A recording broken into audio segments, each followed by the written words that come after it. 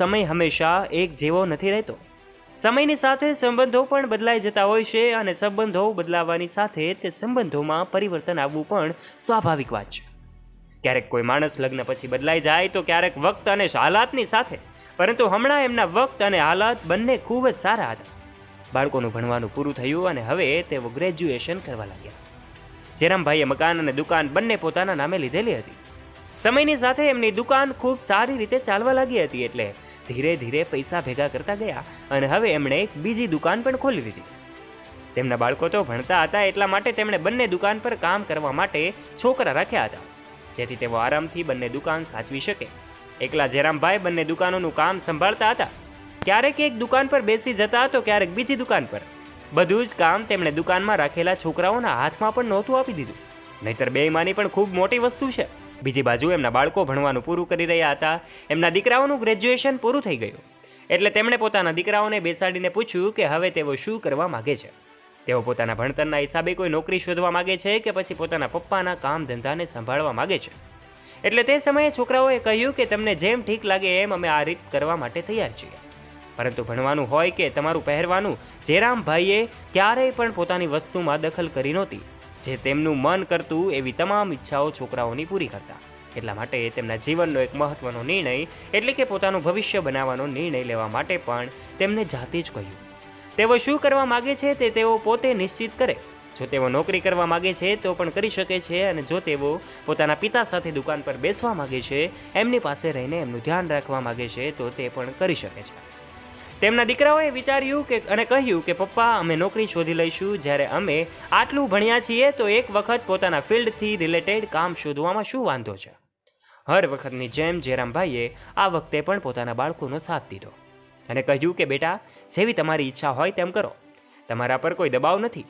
આ તમારા જીવનના નિર્ણય છે તો તમે જાતે જ લ્યો. એટલા માટે તેમના દીકરા પોતાના ભણતરના હિસાબે નોકરી શોધવા લાગ્યા. જ્યારે થોડા સમય સુધી એમને નોકરી મળી નહીં તો તેમણે નિશ્ચય કર્યું કે હવે તેઓ પોતાના પપ્પાની દુકાન પર બેસી રહેશે અને કમસે કમ કંઈક કામ તો હશે.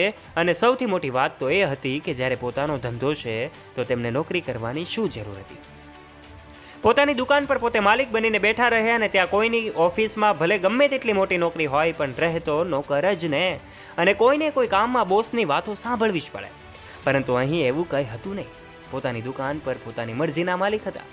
થોડા સમય સુધી તે બંને એવી જ રીતે કામ કરતા રહ્યા. પછી જ્યારે તેમને આ કામમાં જ નફો દેખાવા લાગ્યો તો બંને એક દુકાન સંભાળવા લાગ્યા અને જેરામભાઈ બંને દુકાનો પર ઈચ્છા થાય ત્યારે ફરતા રહેતા. એક દિવસ જ્યારે જેરામભાઈ એક દુકાનેથી બીજી દુકાને જઈ રહ્યા હતા તો અચાનક એમનું મૃત્યુ થઈ જાય છે અને એક મોટા ટ્રક સાથે તેમનું એક્સિડન્ટ થઈ જાય છે. ટ્રકવાળો તેમને મારીને ભાગી ગયો હતો. રસ્તામાંથી પસાર થતા એક માણસે તેમને ફટાફટ હોસ્પિટલમાં ભરતી કરાવ્યા અને પોલીસને જાણ કરી, જેથી જેરામભાઈના ઘરવાળાઓને આ વિશે ખબર પડી શકે. પોલીસવાળાઓને જેરામભાઈએ પોતાના અંતિમ શબ્દોમાં એટલું જ કહ્યું કે ટ્રકવાળાએ તેમનું એક્સિડન્ટ કર્યું અને પછી ભાગી ગયો. જે દિવસે એક્સિડન્ટ થયું તે જ દિવસે તરત જ ભૂમિને જાણ કરવામાં આવી હતી અને તે પોતાના પિતાને જોવા માટે ત્યાંથી નીકળી ગઈ હતી. બીજા દિવસે સવાર સુધીમાં ભૂમિ પોતાના દેશ પહોંચી. પોતાના દીકરા અને દીકરીને બોલાવીને જેરામભાઈએ સમજાવ્યું કે બેટા, મેં જીવતે જીવતા તમારી મમ્મીને ખૂબ પ્રેમ અને સન્માનથી રાખી હતી. મારા ગયા પછી તમારી મમ્મીનું પૂરું ધ્યાન રાખજો. ક્યારેક કોઈ બાબત માટે હેરાન ન કરતા, એનું પૂરું ધ્યાન રાખજો. પોતાના બાળકોને કહેલા આ આખરી શબ્દો હતા. ત્યાર પછી જ્યારે જેરામભાઈએ પોતાની આંખો બંધ કરી તો ફરીવાર ક્યારેય તેમણે પોતાની આંખો ખોલી જ નહીં. હંસાબેન પોતાના પૌત્ર પૌત્રી સાથે હળી મળીને ઘરમાં રહેતા હતા અને બધું ભૂલવાની કોશિશ કરી રહ્યા હતા. અહીં તેમના દીકરા અને વહુ જે હવે બધી જ જવાબદારી સંભાળી રહ્યા હતા, એટલે હવે બધા રૂપિયા પણ તેમના હાથમાં જતા. જ્યાં સુધી જેરામભાઈ જીવતા હતા હંસાબેન એ રૂપિયા માંગવાની એમને જરૂર પડતી નહોતી. તેઓ થોડાક રૂપિયા આપી દેતા હતા. દરેક માણસને પોતાની જરૂરિયાત હોય છે જેના માટે તેને રૂપિયાની જરૂર પડે છે. એટલા માટે એમણે પોતાના દીકરાઓને કહ્યું, બેટા, તમારા પપ્પા તો મને ખર્ચા માટે દર મહિને થોડા રૂપિયા આપતા હતા. વાત એમ છે કે હું અને તારા પપ્પા બંને એક અનાથ આશ્રમ સાથે જોડાયેલા છીએ, એટલે તેઓ દર મહિને મને 5,000 રૂપિયા આપતા હતા, જેમાંથી હું પોતાના માટે 2,000 રૂપિયા રાખી લેતી અને 3,000નો થોડો ઘણો ખાવા પીવાનો સામાન તે અનાથ આશ્રમના બાળકો માટે લઈ જતી હતી. એનાથી તે અનાથ બાળકો પણ ખૂબ જ ખુશ રહેતા હતા. એટલે હું ઈચ્છું છું કે તું પણ તારા પપ્પાની જેમ એવું જ કરે. ત્યારે તો તેમનો દીકરો કંઈ બોલ્યો નહીં, પરંતુ જેવો જ મહિનો શરૂ થયો અને હંસાબેને તેની પાસે 5,000 રૂપિયા માગ્યા તો તેનો દીકરો બોલ્યો, મને તો એક વાત સમજાતી નથી મમ્મી, તમારી પાસે એટલા બધા ફાલતુ રૂપિયા છે કે બધે વહેંચતા રહો? એક તો પહેલાંથી જ દરવાજા પર કોઈ ભીખ માગવા આવી જાય તો તમે એને હંમેશા કંઈક ને કંઈક આપીને મોકલો છો, ક્યારેક ₹50 તો ક્યારેક 100 રૂપિયા, અને ઉપરથી હવે તમને 5,000 રૂપિયા અનાથ છોકરા માટે આપીએ. મને તો એક વાત સમજાતી નથી, તમારે ખર્ચો કઈ વાતનો છે? તમારે આટલા રૂપિયા શું કામે જોઈએ? કેમ કે ઘરનો બધો સામાન તો આવી જ જાય છે, તમારે ક્યાં ખર્ચ કરવાની જરૂરત છે? માન્યું કે જ્યારે પપ્પા હતા તો તમને રૂપિયા આપતા હશે, પરંતુ ત્યારની વાત અલગ હતી. હવે મોંઘવારી એટલી વધારે વધી ગઈ છે કે જે નફો થાય એમાંથી દુકાનનો સામાન લેવાનો, દુકાનમાં કામ કરવાવાળા છોકરાઓને પગાર આપવાનો અને ઘરનો ખર્ચો ચલાવવાનો. અડધાથી અડધા રૂપિયા પણ નથી બચતા. એવામાં છોકરાઓનો ભણવાનો ખર્ચો બધું જોવું પડે છે, અને તમે છો કે હદ છે. આટલું કહીને તેમનો દીકરો ત્યાંથી જતો રહે છે. પરંતુ હંસાબેન ત્યાં જ ઊભા રહે છે અને પોતે વિચારવા લાગ્યા કે આખરે મેં એવું પણ શું કહી દીધું કે આટલું સંભળાવીને તે જતો રહ્યો. બીજા દિવસે સવાર પડી તો વહુએ કહ્યું, સાંભળો, મને 10,000 રૂપિયા જોઈએ છે, મને મારી બહેનો સાથે શોપિંગ કરવા જવું છે. તો તેમના દીકરાએ તરત જ ફોનથી રૂપિયા ટ્રાન્સફર કરી દીધા વહુના ખાતામાં. આ જોઈને હંસાબેનને ખૂબ જ ગુસ્સો આવ્યો, પરંતુ તેઓ શું કહી શકવાના હતા? મનમાં તો થયું કે પોતાના દીકરાને સંભળાવી દે, પરંતુ ગુસ્સામાં કંઈ પણ કહેવું મતલબ વાતને વધારવાનું હતું. તેમણે ઠંડા દિમાગથી કામ લીધું અને શાંત થઈને પોતાના દીકરાને કહ્યું, બેટા, વહુને શોપિંગ કરવા માટે તારી પાસે 10,000 રૂપિયા છે, પરંતુ તે ગરીબ બાળકોને દેવા માટે તારી પાસે 5,000 રૂપિયા નથી. અને જ્યાં સુધી વાત રહી શોપિંગની, તો આ બંને પાછલા મહિને જ કેટલી બધી શોપિંગ કરીને આવી હતી, અને હવે ફરી આ મહિને આટલી શોપિંગ શું કરવી છે?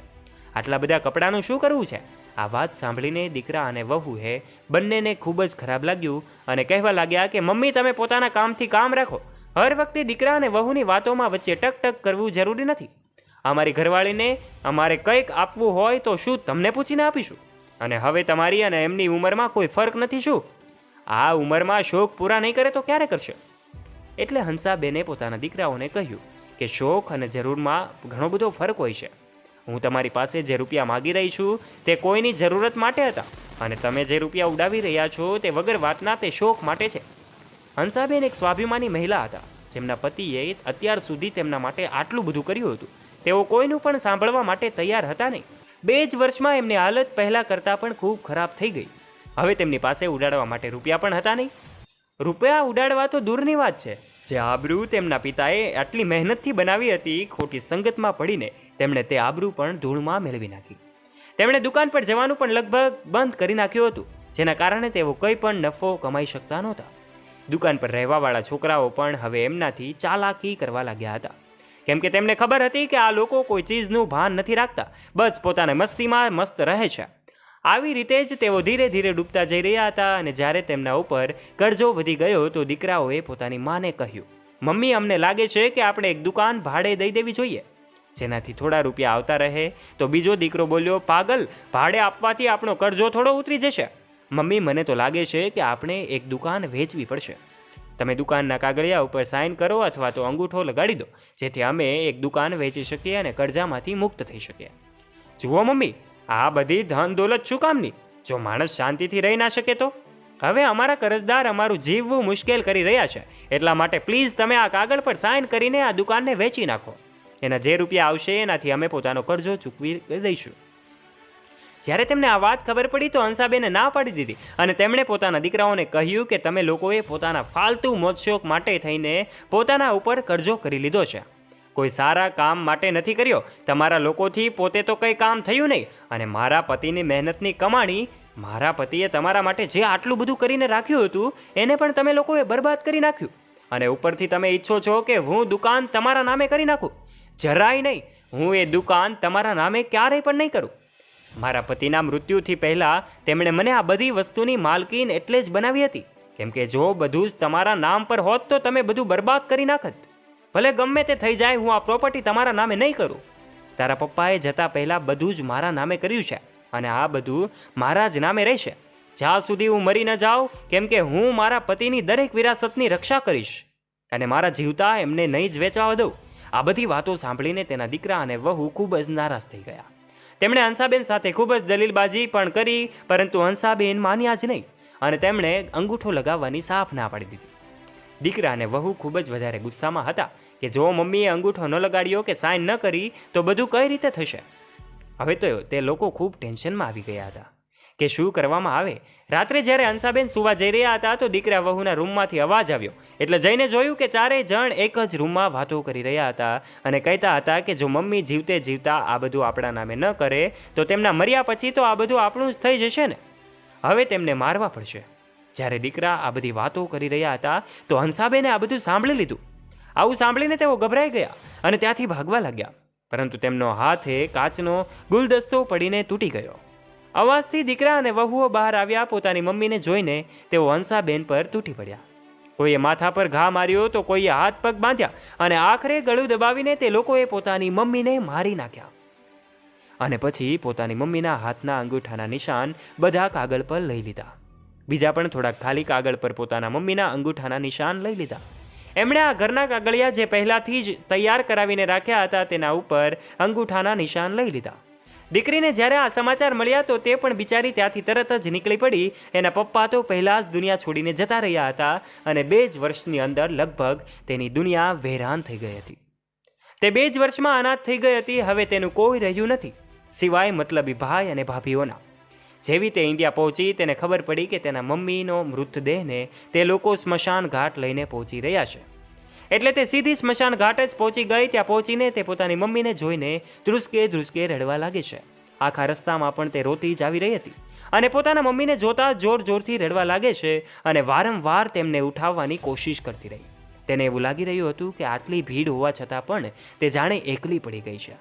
એનાથી આ દુઃખ સહન નહોતું થઈ રહ્યું.